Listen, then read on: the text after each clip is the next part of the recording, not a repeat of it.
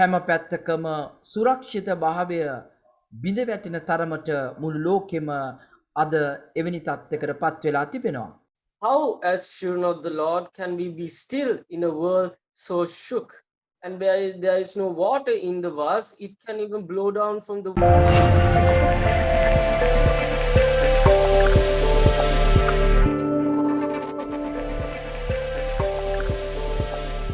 යේසුස් වහන්සේගේ නාමයෙන් අපි ඔබ සැමදෙනා පිළිගන්නවා. In the name of our Lord Jesus, we welcome you all. ලැබුවා වූ දවස ඔබ සැමදෙනාට ආශිර්වාදම දවසක් වේවා. Let this new day dawn be a blessed day upon you. හැම දිනක්ම යේසුස් වහන්සේගේ කරුණාවත් අනුග්‍රහයත් ඔබ හා සමගම වේවා. In every day, let the kindness of our Lord and grace be upon you. අද දවසේ අපි බලන්ට යනවා Today we are going to look at කැළඹුණු ලොවෙහි නිශ්චලතාවය. stillness in unstill world. අපි දකිනවා අද වර්තමානයේ අපේ සමාජය තුල සහ මුළු ලෝකෙම කැළඹිල්ලට පත්වෙන දේවල් වලට අපි මූණ පාලා තිබෙනවා. We see in a place where the world and even our society is shook to its core. හැම පැත්තකම සුරක්ෂිත භාවය බිඳ වැටෙන තරමට මුළු ලෝකෙම අද එවැනි තත්ත්වයකට පත් වෙලා තිබෙනවා. The world faces a moment where all forms of security has been breached. ජීවිත පිළිබඳව සුරක්ෂිත භාවයද කැඩී බිඳී තිබෙනවා. Security regarding life has been breached. හැම දෙයකම අවනිශ්චිත භාවවල් අපි වටා තිබෙනවා. And uncertainty surrounds us.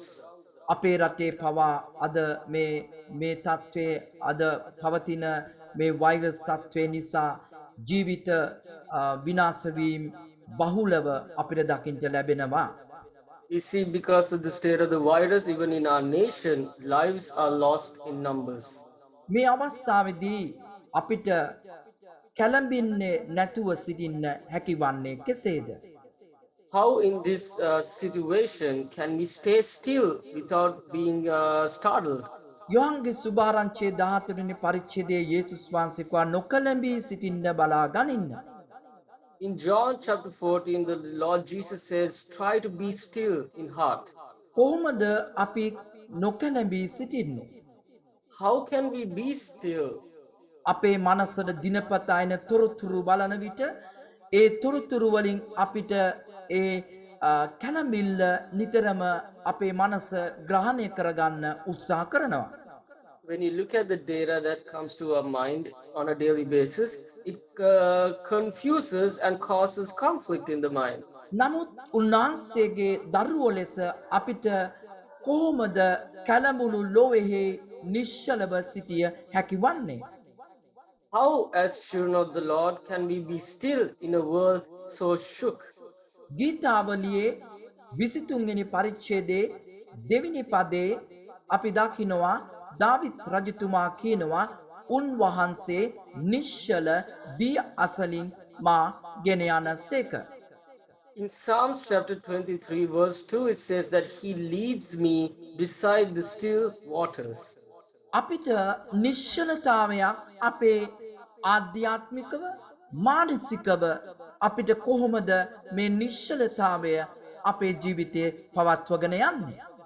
How in our spirits as well as in our souls or mind, how can we be still? පාවුල්තුමා අපි දකිනවා දාවිත් රජතුමා කියනවා උන්වහන්සේ මගේ එඬේරා උන්වහන්සේ තමයි මාව නිශ්චල දිය අසලින් ගෙන යන්නේ කියලා. David says in Psalms that the Lord is my shepherd and it is he who leads me beside still waters. ඔබ දන්නවා මම උදාහරණයක් කියන්නම්. පිරිච්ච කලය සෙලවෙන්නේ නැහැ. I'd like to share an example with you. Let's take a vase that's filled with water. It cannot be shaken. වතුර කලේ නැති වුනහම තමයි ඒ කලේ සෙලවෙන්නේ. And there is no water in the vase, it can even blow down from the wind because of the wind. යම්කිසි කලයක වතුර කට දක්වා පිරීලා තියෙනකොට ඒ කලය සොලවන්න බෑ. ඒ කලය කැළඹෙන්නේ නැහැ. ඒ පිටතින් මොනවා ආවත් ඒක උතුරා යන්න සලස්වනවා. And if the vase is filled to the mouth, then even if a wind comes or some force comes, it is more still and more stagnant in the place where it is. අපේ පිරිලා සිටින් අවශ්‍යයි දෙවියන් වහන්සේගේ කාරණාවලින් උන්වහන්සේ සමග පූර්ණව අපි ජීවත් වෙන්න අවශ්‍යයි. And even our hearts, in the same way, it must be filled with the things of the Lord, and it must have our lives completely covered with. උන්වහන්සේගේ වචනයෙන් අපි පිරිලා සිටිනකොට අපිව නිශ්චලතාවයට අපිව ගේනවා උන්වහන්සේ. When the word of the Lord is filled, has filled our heart, it brings us a stillness in us. කිසිත් නැති කෙනෙක් පිරිච්ච නැති කෙනෙක් දෙවියන් වහන්සේගේ වචනයෙන් පිරීලා නැති කෙනෙක් තමයි ඒ අය තමයි ඕපදූප කියන්නේ. When someone is empty in lacking of the word of the Lord, they are the ones that slander and gossip. ඒ අය තමයි විවේචනය කරන්නේ විනිශ්චය කරන්නේ. They are the ones who condemn, they are the ones who judge. ඒ අය තමයි කාලය අපතේ අරමින් වැදගැම්මක් නැති දේවල් කතා බහ කරන්නේ. They idly waste their time and speak about unnecessary things. ඒ අය නිතරම උත්සාහ කරන්නේ වාර්තා කැළඹුණු වාතාවරණය තුළ නිතරම කැළඹිලි සහිතව ඉන්න. They like to take the form of the unsettled world and put it into their hearts. ඒ අය කැමති වන්නේ කැළඹිලි ලෝකෙට මිසක් නිශ්චලතාවයට කැමති නෑ. They like the chaos, they don't like the stillness. නමුත් අපිට නිශ්චලතාවයට අපේ හදවත නිශ්චල වෙන්න නම් අපි උන්වහන්සේගේ වචනයෙන් පිරෙන්න අවශ්‍යයි. But if we do want our hearts to become still, we need our hearts to be filled with the word of the Lord. මේක උන්වහන්සේ යොෂුවට කියනවා. අපි බලමු යොෂුවගේ පළවෙනි පරිච්ඡේදයේ 8 වෙනි පදේ බලන්ට යනවා. Something that the Lord says to Joshua. Let us look at Joshua chapter 1 verse 8. මෙසේ කියනවා මුළු ව්‍යස්ථාවේ ප්‍රකාරයට කරන්ට බලා ගන්න. පිණිස ශක්තිමත්ව ඊතා ධෛර්යමත්ව සිටින. ශක්තිය සහ ධෛර්යය ලැබෙන්නේ කෙසේද? Where do you get courage and strength? කැළඹුණු ලෝකේ අපිට ශක්තිය සහ ධෛර්යය ඕනේ ඒකට මුහුණ දෙන්න. In a world that is uncertain, we need strength and we need courage to face it. යොෂුවව පුහුණු කරනවා කැළඹුණු අභියෝගයේදී ශක්තිය සහ ඒ වගේම ධෛර්යමත් වෙලා ඉන්න මෙන්න මේ කාරණේ කරන්න කියලා.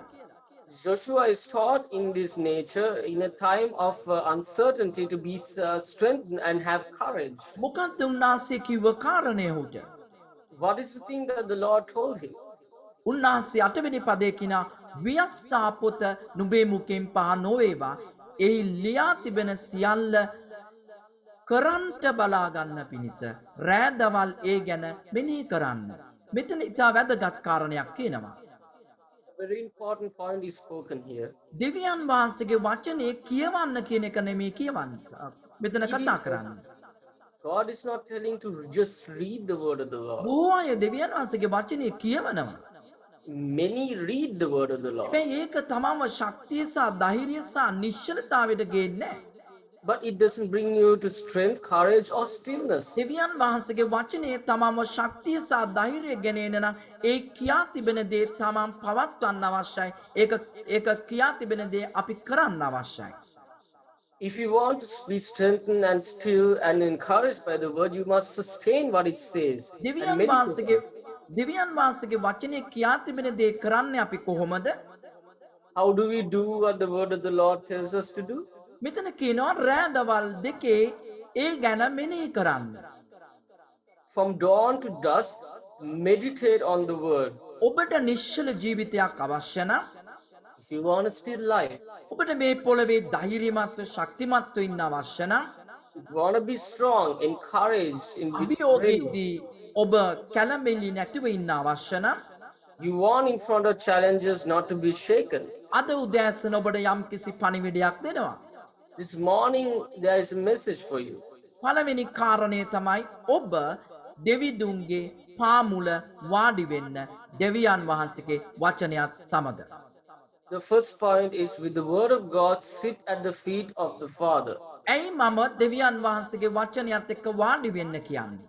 Why do I say sit at the feet with the word of the Lord? මේක යාඥාවක් නෙමෙයි. This is not a prayer. ඔබයි You දේව වචනය and the word of God සහ ශුද්ධාත්මයන්. and the Holy Spirit. ඔබ වාඩි වෙලා You three sit down. දේව වචනය සමග ශුද්ධාත්මයානොත් සමග ඔබ ගනුදෙනු කරන විට ඒ වාඩි වෙලා උන්වහන්සේ සමග අන්න එතනදී තමයි උන්වහන්සේගේ වචනය ඔබේ ජීවිතයට අදාළව කරන අතර එතන ලොකු ධෛර්යයක් ශක්තියක් නිශ්චලතාවයක් Tamanට ලැබෙනවා. With the Holy Spirit and the word and you together, when you sit at the feet of the Lord, your life becomes to transform and include the word in the life so that you can have this stillness and the strength and the bravery that you see. Moses දෙවියන් වහන්සේගේ කන්දේ දවල් 40ක් රාත්‍රියේ 40ක් ඔව් උන්වහන්සේගේ ව්‍යස්ථාව රැගෙන වාඩි වෙලා උන්වහන්සේ සමග සිටියා. In Moses on top of the mountain, the Lord called him to for 40 days and nights with the law. He meditated on it until the Lord spoke. අද කිතුනුවෝ දේව වචනය එක්ක වාඩි වෙලා ඉන්නවාද යන ප්‍රශ්නය මම ඔබගෙන් අහන්න කැමතියි. I like to ask you a question. Christians today, do they sit with the word alone? ඔබ උන්වහන්සේ සමග වාඩි වෙලා උන්වහන්සේගේ වචනය තමන්ගේ ජීවිතය සමග ගනුදෙනු කරන විට ශුද්ධාත්මයන්ෝ තමන්ට දේව වචනේ රහස් එළිදරව් කරනු ලබනවා. When you sit at the Lord's feet with the word at hand, the Holy Spirit will reveal secrets to you that He wants you to know. ඒක ඔබව නිශ්චල කරන අතර ඔබව ධෛර්යමත් කරන අතර ඔබව ශක්තිමත් කරන අතර කලබිල්ලේදී නොකලබී සිටින්න ඔබට අවස්ථාව වෙනවා. These things thought will keep you still, keep you strong, and keep you brave in front of the storm. මා ඔබ උදෙසා යාඥා කරන්ට යනවා. I like to pray for you. ධර්මිෂ්ඨ පියාණනි ඔබ වහන්සේ මේ දැන් ඔබගේ ජනතාව උදෙසා අපි යාඥා කරනවා. යම් අය කැළඹිල්ලට පත් වෙලා කැළඹිල්ල තුල මනස වටගෙන ජීවිතේ වැඩක් නැති තත්ත්වයකට පත් වෙලා සුරක්ෂිත භාවයක් නැතුව කෑගසමින් මේ අමාරු තත්ත්වයේදී මිනිස්යෝ කැළඹිල්ලට පත් වෙලා ඉන්නවාද ස්වාමිනී මේ දැන් එවැනි අයව ධෛර්යමත් කරන්න ශක්තිමත් කරන්න ඔබගේ වචනේ සමග වාඩි වෙලා ශක්ති සම්පන්නකම ලබා ගන්න කරුණාව ලැබේවා. පියාණනි මේ තත්ත්වයෙන් ඔබගේ දරුවන්ව මේ රටේ තිබෙනා වූ මේ ව්‍යාසනෙන් මේ මරණ තත්ත්වයෙන් මනුස්සයව ගලවලා නිශ්චල දියාසලින් ඔව්ව ගෙනිහිල්ලා ඔවුන්ට බලාපොරොත්තුවක් ඇතුලේ ප්‍රීතිවන්තම නිශ්චලතාවය ඇතුලේ මේ කාලේ සුරක්ෂිත කරන්න කියලා මම ඔබ වහන්සේගෙන් ආයදිනවා. ජීවමාන යේසුස් වහන්සේගේ නාමයෙන්ය. ආමේන්. ඔබ සැමට යේසු පීඨයි. May the Lord bless you.